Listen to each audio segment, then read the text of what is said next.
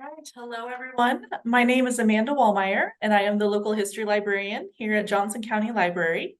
Thank you so much for attending today's program, The Past is Prologue, Kansas City and the Rise of Gay Rights. The Past is Prologue is a bi-monthly program offered by Johnson County Library, where we highlight topics that are often left out, glossed over, or misrepresented in our history books.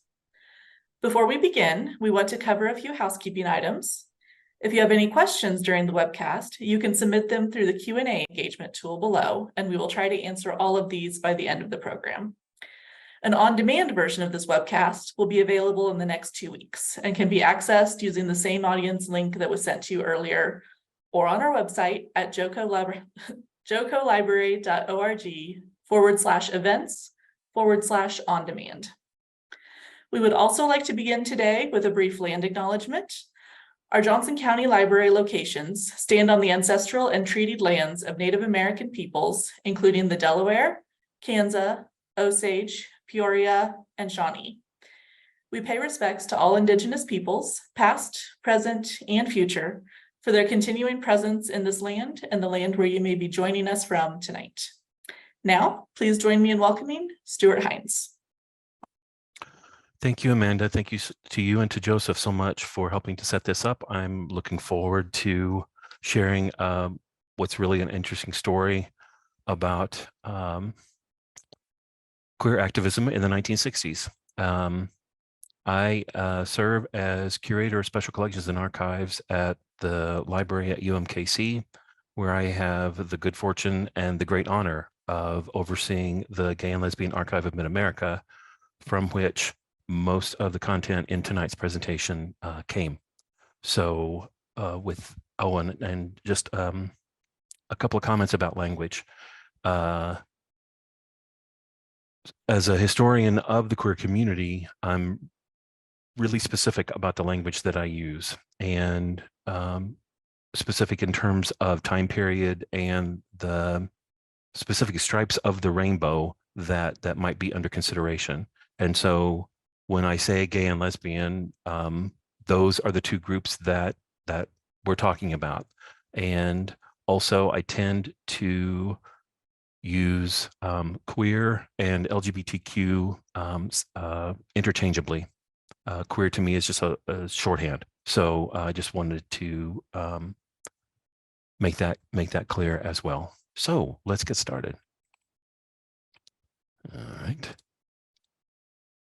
So it's never been easy to be a homosexual in the United States, and it was particularly challenging after the Second World War, because what happened during the war is that queer people found each other. You take a big giant group of people, put them in the military, and the homosexuals are going to find each other. And that's exactly what happened. And when the war ended, many of them did not choose to move back to the small towns that they came from. And so they ended up congregating in large coastal cities like San Francisco and New York and Los Angeles, and also in Washington, D.C. And so what we see after the war is the emergence of some very visible communities in these and other cities. And a pattern through LGBTQ American history is that with visibility comes increased oppression. And that's exactly what happened during this period. There was a push by the federal government to purge the government of gay and lesbian employees. And when Eisenhower came into office, he issued an executive order that prohibited the hiring of different classifications of individuals, including what were called perverts, which was code for homosexual. And there were raids on places where queer people gathered, in bars, in public parks, in other kinds of spaces. And so it was a significantly oppressive time right after the war and into the 1950s. And so in order to combat some of this oppression, members of the community formed some activist groups. including the Mattachine Society, One Incorporated, and the Daughters of Bilitis. And the Mattachine Society was formed in Los Angeles in 1950, One in Los Angeles in 1953, and the Daughters of Bilitis were founded in San Francisco in 1955. And these were the first sustained gay and lesbian civil rights organizations in the country. Their names are intentionally vague as a way to protect membership and to provide some anonymity. A Mattachine is a Renaissance figure, a court figure who would speak truth to power behind a mask. One takes its name from a quote by the Victorian philosopher Thomas Carlyle, that a mystic bond of brotherhood makes all men one. And the Daughters of Bilitis took their name. Bilitis is a character in the poetry of the ancient Greek poet Sappho. She wrote poetry about and to women, love poetry, and she lived on the island of Lesbos, and that's where the term lesbian comes from. And so by calling themselves the Daughters of Bilitis, the women who started that organization felt that that phrasing sort of gave them some cachet, like the Daughters of the American Revolution, but nobody knew who Bilitis was. So it really was a way to provide cover. These organizations got started in the cities that I mentioned, and then chapters got formed across the United States. And this movement gets started that becomes known as the homophile movement. And again, that term homophile was another way to provide some cover, some anonymity, and also it took the sex out of homosexual, because the suffix phile means a lover of, like a bibliophile is a lover of books. A homophile is a lover of the same. And so they felt that it was a more socially acceptable way to talk about civil rights and the issues that faced gays and lesbians in the United States at this time. And so the way that the home offices, the mother chapters of these organizations communicated with membership across the country was through publications, monthly publications that each organization published and distributed. The Mattachine Review, of course, from Mattachine, One, and the latter was the publication of the Daughters of Bilitis. And it's in the pages of these magazines that the issues around civil rights for queer people were discussed.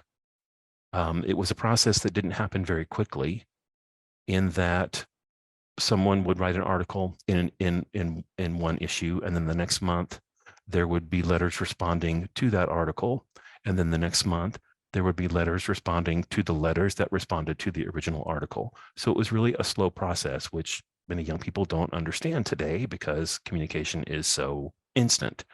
But it was an iterative process, and it was cumulative. And these provide a really amazing historical record of the evolution of this civil rights movement. And again, it's a slow moving movement. And as the decade changes into the next decade, into the 1960s, the organizations really aren't making the inroads that they want to. And so some of the members decide to implement some different tactics, taking their lead from the Black Civil Rights Movement. By 65, they start publicly marching in cities like Washington, D.C. and Philadelphia to get the word out about the issues of concern to them, like employment and treatment of LGBTQ people by the military, that sort of thing. And even taking steps to put the word lesbian on the cover of the magazine that is aimed at the lesbian community. This was done by a rather assertive editor of the publication, and the conservative leaders of the Daughters of Bilitis didn't care for it, so she lost her role as editor pretty quickly. But and that conservatism actually it's a thread that you see in the homophile movement. They wanted to push for civil rights, but they didn't want to push too hard. This was an exception to that rule. This was a publication out of Philadelphia. It's called Drum, and the organization was called the Janus Society. And the editor of this magazine injected a little bit of raciness and sexuality into the publication. As a result, it had the highest circulation of all the homophile publications, but still they weren't making the progress that they wanted to. And so they decided in the middle of the decade to come together and meet in person, leaders of a number of different homophile organizations. And the city that they chose was Kansas City, Missouri. And there was a couple of reasons for that. Number one, the organizations were still largely centered on either coast, the East Coast and the West Coast. And so there was squabbling about which coast they were going to go to. And a guy in the Mattachine Society in San Francisco had actually lived and worked in Kansas City. He worked for the Kansas City Star before he got fired on a morals charge, and that led him to go to San Francisco. And so he knew people here, and he knew there was an active scene here. And so so the decision was made to meet in the middle of the country. And there was a very active scene here. These are some of the bars that were around at this time. This is the Gaslight, which was at 3740 Broadway. It was where Woody's is located now, if you know where Woody's is. This is the Rail Room. The Rail Room was a lesbian bar in this row of buildings that was across the street from Union Station. That view in that photograph is where the Western Crown Center is now. You're looking south along Main Street, and the Rail Room was in one of the smaller buildings to the right of the big, taller, I think that's a hotel. And like I said, it was a lesbian bar. It was a railroad bar during the day, and then 5 o'clock, with the okay of the management, it magically transformed into a lesbian bar. They had their own house band called the Rail Runners, and exceedingly popular with the lesbian population.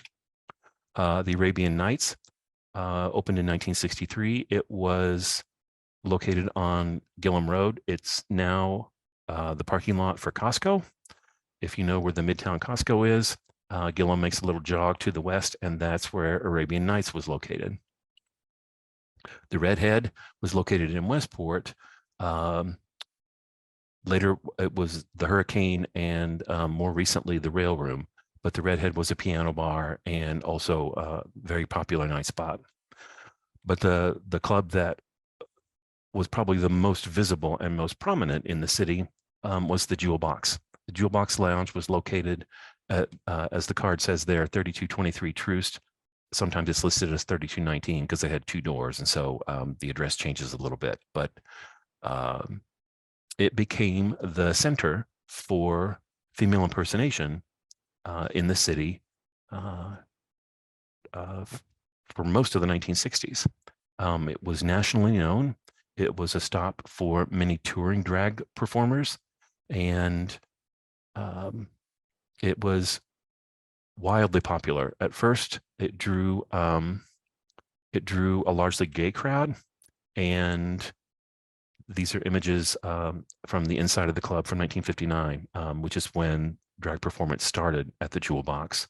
And as it grew more popular, it tended to draw a straight audience, a much more straight audience.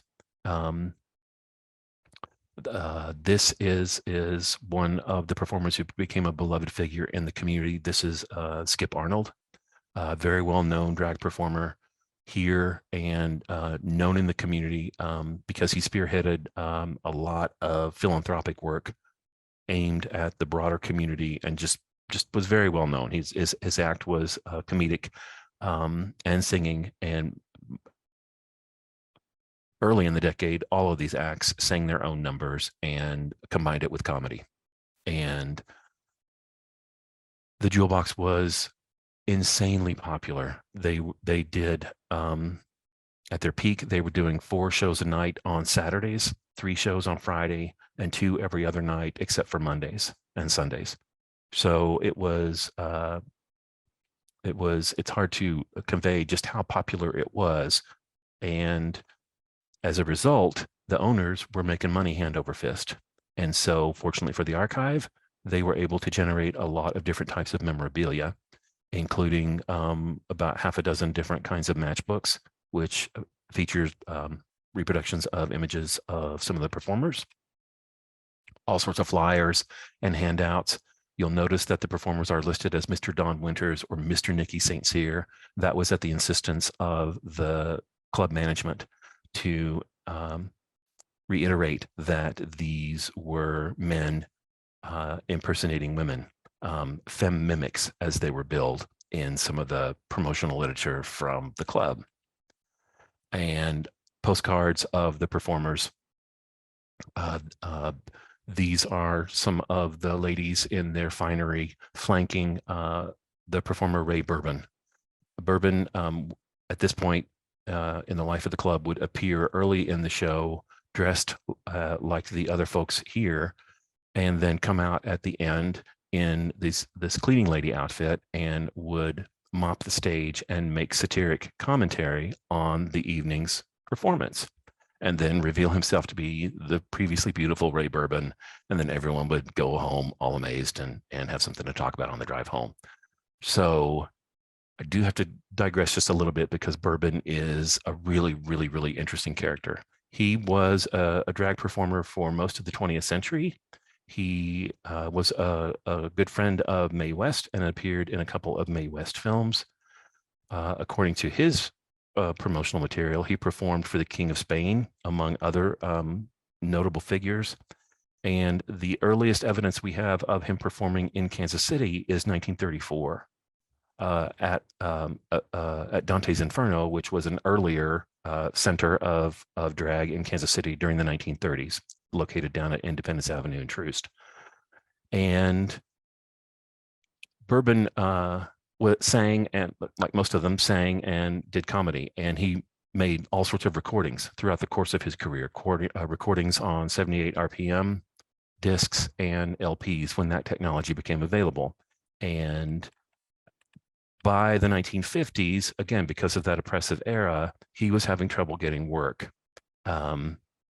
Folks, they were really cracking down on drag in the early to mid 1950s. And so he jumps on the bandwagon of the publicity around the story of Christine Jorgensen. Christine Jorgensen was one of the first people and the first American to undergo gender confirmation surgery in the mid 1950s, and resulted in international celebrity and attention. And like I said, Bourbon jumped on those coattails and insisted that he himself had gone to Mexico to undergo a similar reassignment, and then he could come back to the United States and perform as a woman, because he was no longer impersonating a woman, he was a woman. And of course, that didn't happen in reality, but it was a total scam. But he continued to play off of that, again, to secure gigs and to make money. And he comes to the Jewel Box in the early 1960s and ends up retiring from there. And he recorded a live show at the Jewel Box in 1964 on LP. And much like Skip Arnold, was a very popular figure at that club and in the community. And by the end of the decade, he decides to retire and move to Mexico. And he heads out of Kansas City and is driving. And he himself was a huge animal lover.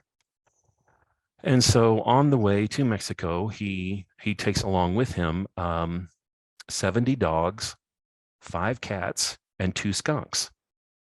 And this proves to be pretty cumbersome. And so he stops at a kennel in Texas and leaves the animals there and goes on into Mexico to try and find a place to live. And he has a dispute with the kennel owner about the bill for the animal stay, and he doesn't pay it. And so the kennel owner sells the dogs. And Bourbon is furious and comes back to Texas.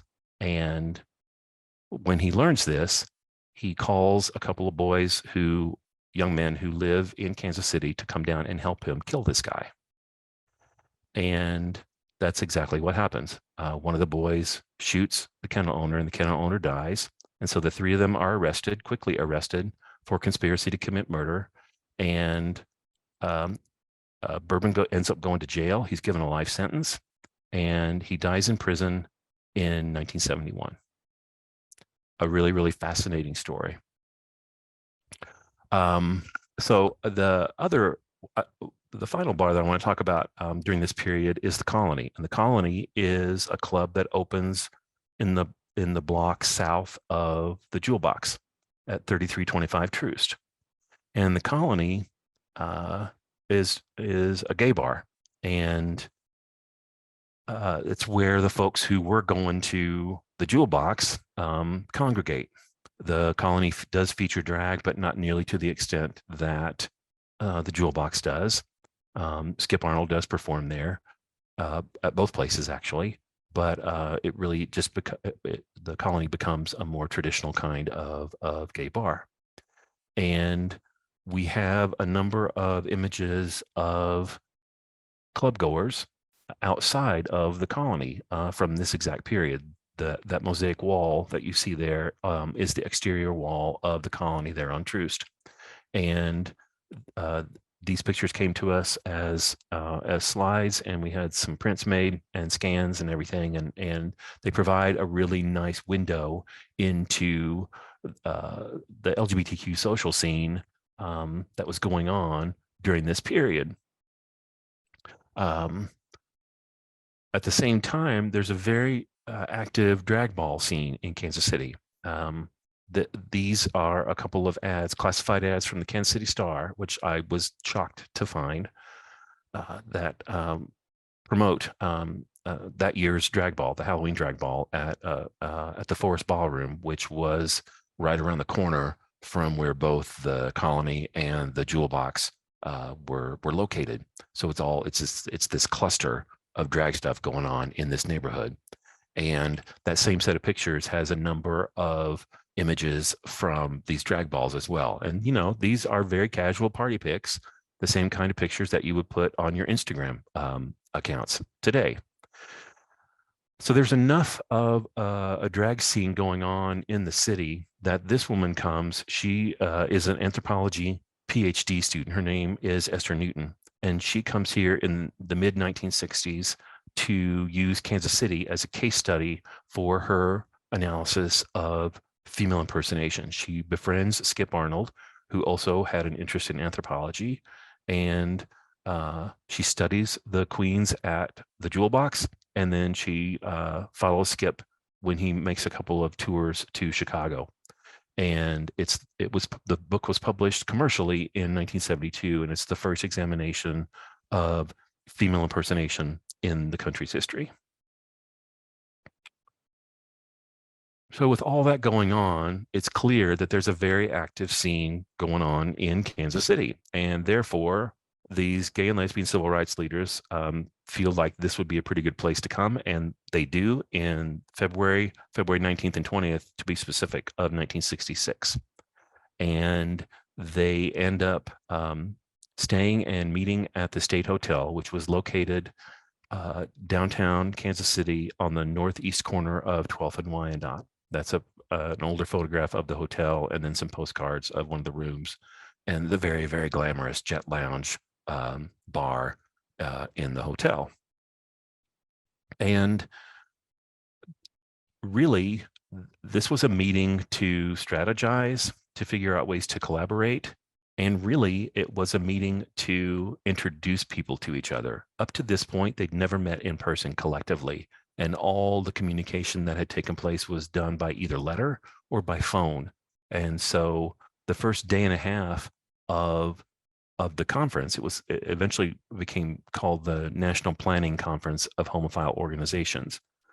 The first couple of days, well, the first day and a half of this conference was really just a meet and greet. People talking about their organizations, what their organizations did, the problems that were specific to their city, and just to get to know each other. And the conference did receive a little bit of press. This is local press. This is from the Kansas City Star, and there were some concrete things that resulted from this meeting. First and foremost, they decided to meet again in the fall of that year in San Francisco. And they set up a national legal defense fund that people could apply to if they encountered difficulties with law enforcement. They decided to establish an umbrella organization, a national umbrella organization that these sort of local and regional homophile organizations could be a part of, and that eventually becomes known as the North American Conference of Homophile Organizations, NACO.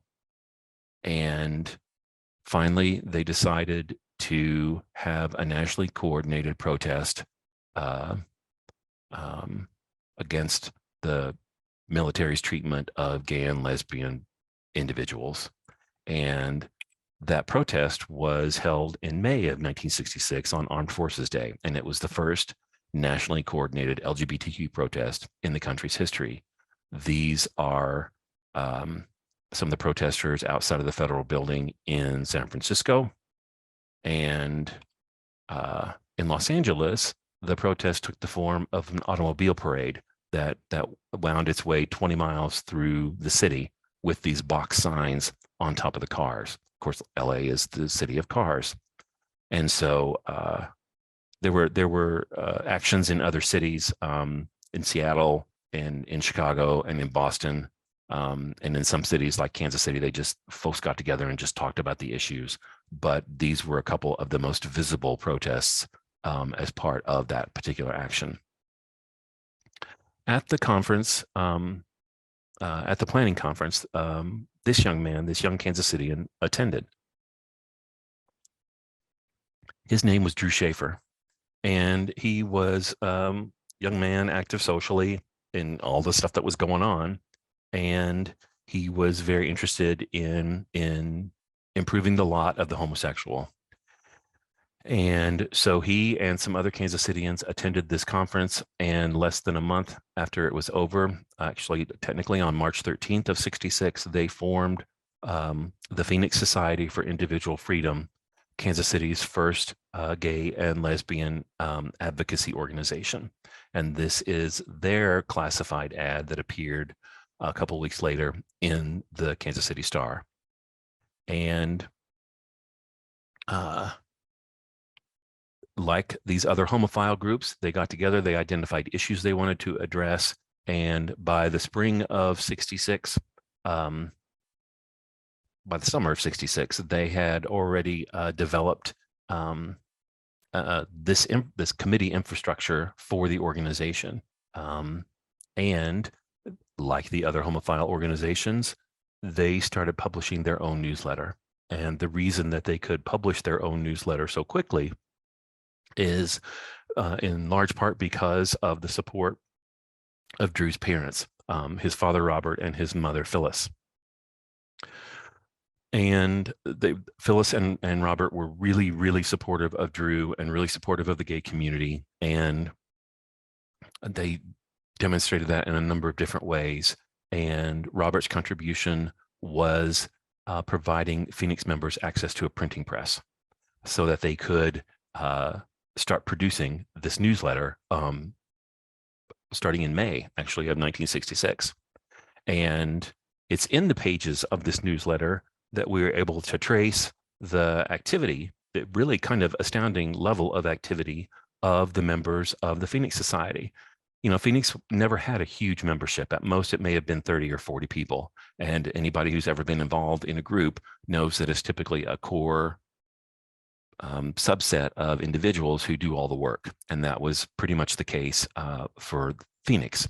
And like I said, it's in these publications that we see that work that takes place. In every issue, it's a monthly publication. In every issue, there's a column that features the organization's efforts to connect with the local religious community. It's really interesting to me because you don't see this in a lot of other homophile organizations on a regular basis, especially like in the Phoenix newsletter. There was a regular section called Current Events, which was a gathering of news of interest that was difficult to find otherwise. And it was compiled by Estelle Graham, which was a pseudonym of Phyllis Schaefer. This was Drew's mother doing this compilation, which she did the entire life of the organization, and she was on the board of the organization for its existence. They would report on the social scene, both locally, and when Phoenix members would travel, they would report back on what the scene was like in those cities or those countries. And at some point, one or more of the Phoenix Society members tried to sell ads for the publication. It was never a revenue generator, but from a historical perspective, it's interesting to look and see what businesses supported this publication in hopes of tapping into a market that they felt was worth spending their money on. Other ways that the Phoenix Society members did outreach, they connected with civic organizations. So this pamphlet on venereal disease and homosexuality, there were 2 editions published, one in 67 and 68, and they were published in partnership with the Kansas City, Missouri Public Health Department, which was really progressive on the part of a city entity. And on the right, that article describes an effort by the Kansas City, Missouri Police Department to reach out to different minority communities, setting up a committee with representatives from different minority communities to learn more about the concerns of those committees. And one of the groups that they reached out to was the Phoenix Society. As regional organizations were formed that were patterned after the North American Conference of Homophile Organizations, Phoenix members got involved in those groups as well. There was a Midwest Homophile Conference and there was a Western Regional Homophile Conference that Phoenix guys, and it was mostly men, would participate in the work of those groups as well. And at that second meeting of NACO, the North American Conference, in the fall of '66, the decision was made to designate the Phoenix Society as the clearinghouse for the national homophile movement. And that was in part because they had access to that printing press. And so what that meant was that all the homophile organizations in NACO could send their stuff to Kansas City to be printed and distributed. And so the homophile groups that did that would in turn receive publications from all the other homophile organizations who were taking advantage of the services of the clearinghouse. So it's a huge amount of work. And if that wasn't enough, they decided to publish their own clearinghouse newsletter describing all the work that they were trying to do. So it really is an impressive level of activity going on, not only just in the Phoenix, but in these responsibilities as well. And then these are some publications that were produced and sent out from Kansas City. Vector was out of Los Angeles, Tangents was out of San Francisco, and the Homophile Action League newsletter was from a Philadelphia group. So by 1968, the Phoenix members open up Phoenix House, which was Kansas City's first gay and lesbian community center. It was located on the southwest corner of Linwood and the Paseo. Typical Kansas City shirtwaist. In the basement was the printing press. At this point, they had their own printing press. On the first floor were the public spaces, the public meeting rooms. The second floor were apartments for folks who had been kicked out of their homes. And then the third floor was Drew's apartment, his own apartment. So that by 1968, there's a lot of stuff going on for the Phoenix Society. They're really, really active. And there's a lot going on in the homophile movement as well at large. In 1968, the NACO met in Chicago, and it's at this point that a real shift is taking place within that movement, because what has happened is a new generation of activists have become involved, and these are younger folks. These are folks who want to be far less conservative and far more assertive in pushing for civil rights. And so they really start to affect some change in the homophile movement. And it was at this 68 meeting that the phrase "gay is good" was adopted, modeled after the "Black is beautiful" catchphrase.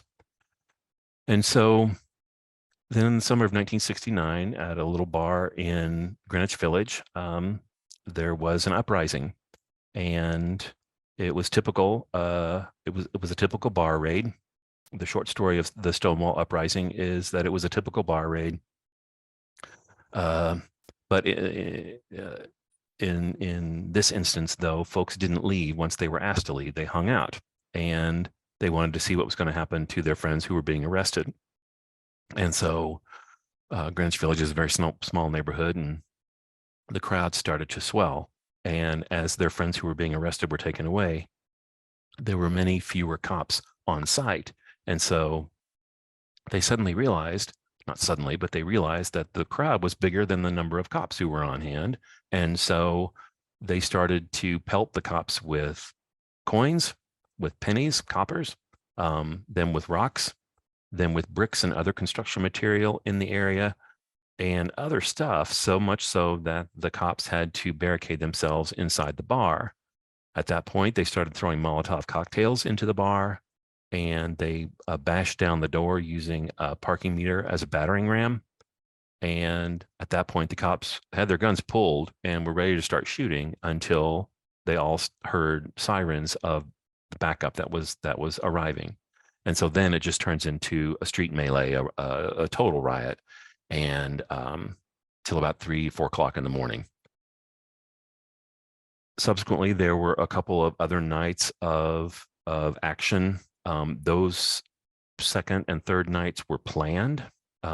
This first spontaneous night is the one that is the most critical, in that it was the first time that the oppressed got the upper hand with their oppressors.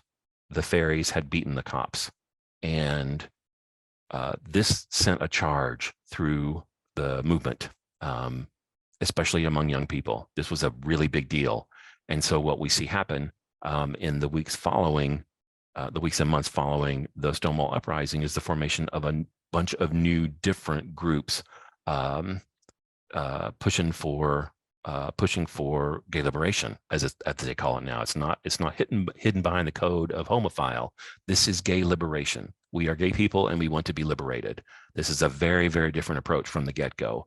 And so the Gay Liberation Front was founded in New York in the weeks following the Stonewall uprising. And again, like the homophile groups, mother chapters get formed, and then chapters get formed across the country. The Gay Activist Alliance follows a few months later with a different structural approach than the Gay Liberation Front. All sorts of different groups aimed at the concerns of lesbians in particular were formed during this time. And the Street Transvestite Action Revolutionaries was formed by Marsha P. Johnson and Sylvia Rivera to address the concerns of folks who we would now call trans, and the concerns of sex workers. So there's this huge explosion of energy and change around the struggle for queer civil rights. And in the weeks immediately following the Stonewall uprising in that summer of 1969, in August of 69, there was another NACO meeting in Kansas City. and it was held at the Belle Rive Hotel. It's an apartment building now. It's at Armour and Warwick, and it's still there. And it was a week-long series, as they typically planned. It was a week-long series of workshops, of talks, of programs on different topics, and that did happen to a certain extent, and it did get covered by the local press. But what also happened was really a takeover of the conference by these militant activists, and because they were fresh off on the heels of the success of Stonewall, and so they really felt like things were going to change. And quite honestly, so did the homophiles. I mean, the homophiles saw the writing on the wall. They knew that their approach wasn't going to work anymore. And then in the next summer, in 1970, activists in New York City wanted to commemorate the Stonewall uprising, and so they organized this Christopher Street Liberation Day in June of 1970, which included a parade. And it was a long parade. It was a parade from Greenwich Village to Central Park, which is about 60 blocks through the middle of Manhattan. And there were some concerns about the parade as they were getting organized in the space where the parade was going to start. They were pelted by eggs from people in apartment building windows, and there was a lot of anxiety around it, and so much so that as the parade started, people were calling it a run and not a parade because they were moving so quickly. But as the parade progressed, folks would just step off the sidewalk and join and march along, so that by the end, the official counts were somewhere between 2,000 and 10,000 participants. And they ended up in Sheep's Meadow in Central Park, where they listened to a series of speakers.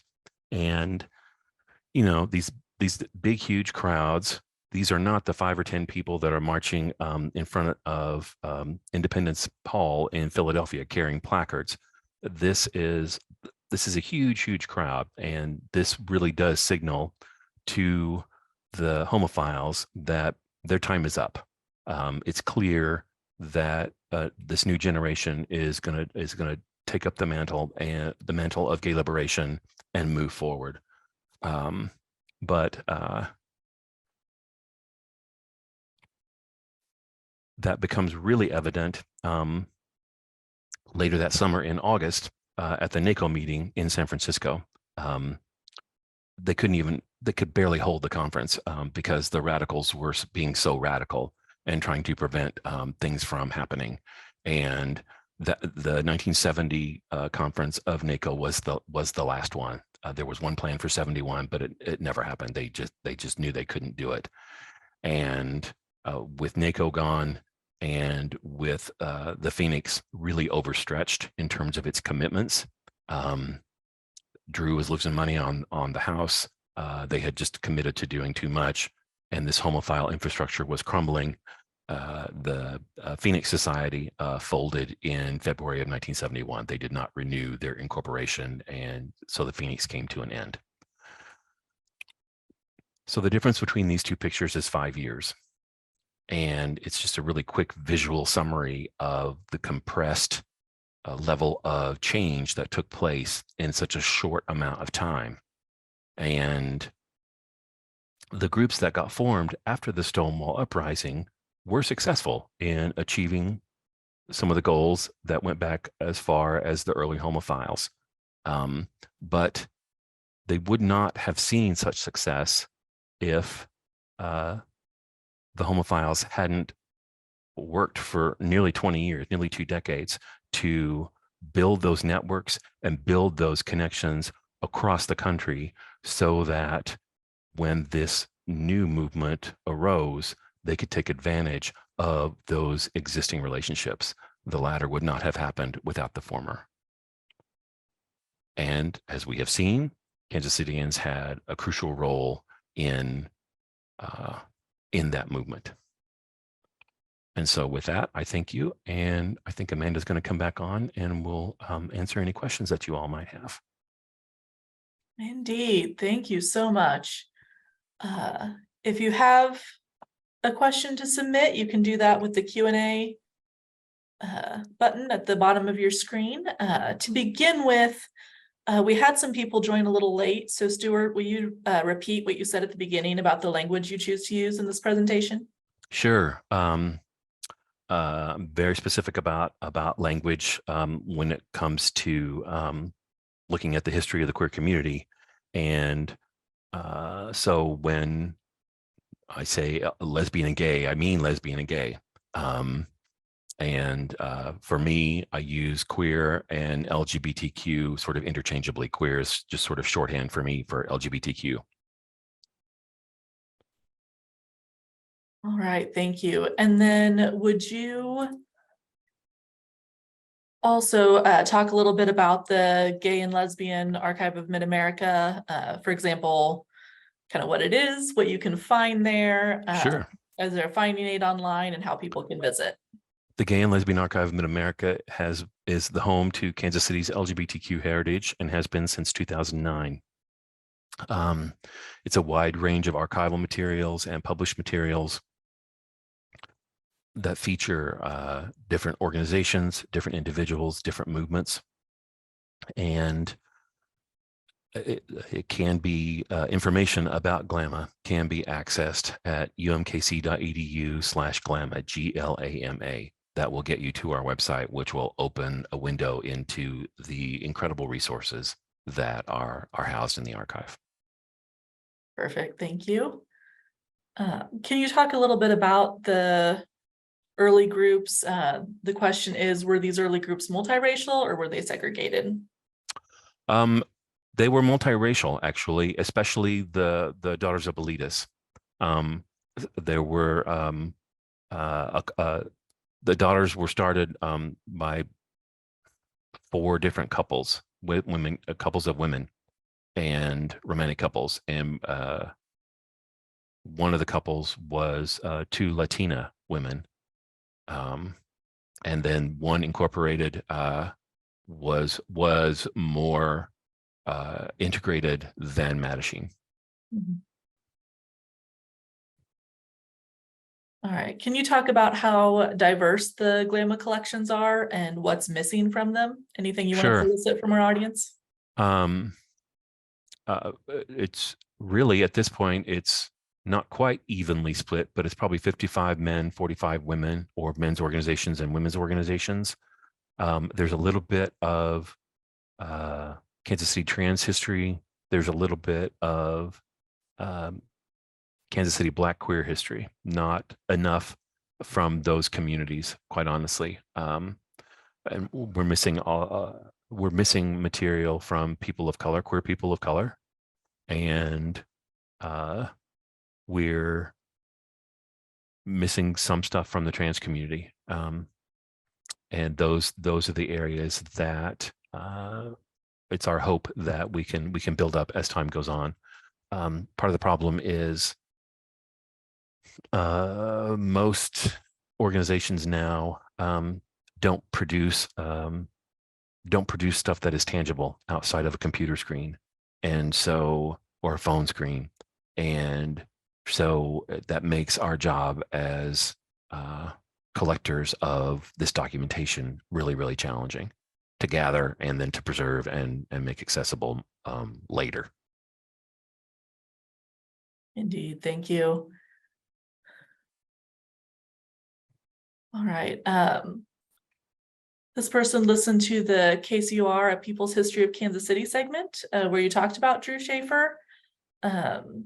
So their understanding is that the segment that Drew was the one who fought to bring people to Kansas City for the first conference. Was he active in bringing people here for that first meeting, or did he come into more of a leadership role afterwards? I haven't seen any evidence that Drew was instrumental in drawing those folks here.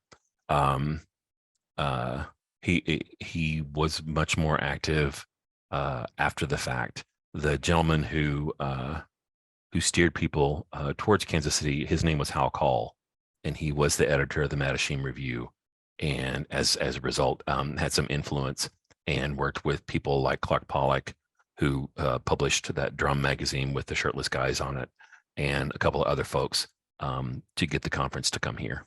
Mhm. Okay, thank you for that clarification. Weren't you all recently featured on the Swedish death cleaning show? We were, as a matter of fact, one of the folks who received the services of the Swedish death cleaning people was a woman who lives in Womantown,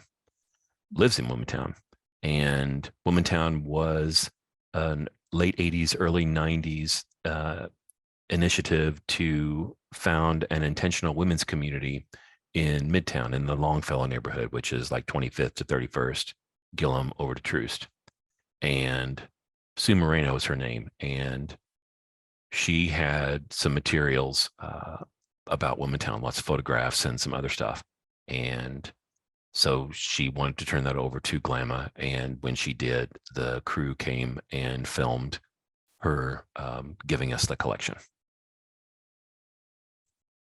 It's on Peacock. Excellent, thank you. Let's see. What can we do as a community in order to help you as an archivist for Glamma? Get the word out about Glamma so that people are aware of it, and please, and look at your stuff differently, because your stories are just as important as the stories of an organization, as the stories of an activist. What we're trying to do with Glamma is trying to preserve as wide a range as possible of the variety of queer lives in the Kansas City region. And I mean, it could be as simple as a photo album, or some letters from a friend, or some magazines that you saved, or whatever it might be, some bar rags or T-shirts, or just the stuff that's cluttering up your closets and your bookshelves. And by looking at it differently and thinking about it in terms of it being reflective of a member of the community, and an experience of a member of the community that interrelates with all the other stories that are in Glamma, it gives you a different perspective of your stuff and helps us to tell the complete narrative. Excellent, thank you. Is the LGBTQ community today as active as the one in the 60s that you just talked about? It's active in a different way. As times become more challenging, which they have in the past 2 or 3 years, I'm frequently asked, what can we do? And the first thing I suggest is to study your history and see what other people have done, and take lessons from their experiences. That's one of the reasons we try to preserve this stuff, is to demonstrate how people reacted to even greater oppression. And the other thing that I always advise folks is to get out from behind your screen and make yourself visible and make your opinions visible. Because when you're talking to people on a screen, more than likely you're talking to people who already agree with you. And while that's nice, it's not going to do much good. And so by getting out in front of people and being a physical presence and demonstrating that these are the people who are affected by these decisions that are being made and these laws that are being made, and the suppression that's coming down, it might have greater impact than if you just send out a tweet or an X or whatever they're called now, or some other means of communication. All right, thank you. Will you be at the UMKC Pride Breakfast this October? A, when is it? And B, does GLAMA benefit from the breakfast? Yes. So every year there's a Pride breakfast on campus. It's a fundraiser, and this year, for the first time, GLAMA will be a beneficiary of that fundraising effort. The breakfast is on October 10th, which is, I believe, a Tuesday. I can't remember off the top of my head. It's October 10th from 7:30 to 9, and we will be the beneficiary of the funds that are raised. Part of the funds that are raised, the other beneficiary is our LGBTQ student scholarships and our LGBTQ emergency fund. We have an emergency fund that students can apply to. Say they come out in college, their parents cut them off, they can apply to this emergency fund to stay in school. And the primary reason that we are a beneficiary this year is that we are launching a campaign to fund an endowed position for GLAMA. I'm getting closer every day to retiring, and what we would like to do is fund a position that will be devoted to GLAMA, so that no matter which way the political winds blow, that position and the collection that it oversees will have a little bit of a buffer if it's not paid for by state money. And so this Pride Breakfast is our first big push for that endowment. We anticipate it to be a 3 to 5 year endowment to raise 1.5 million. Excellent. Thank you for sharing that. And I have confirmed that is a Tuesday. Okay, great. Thank you.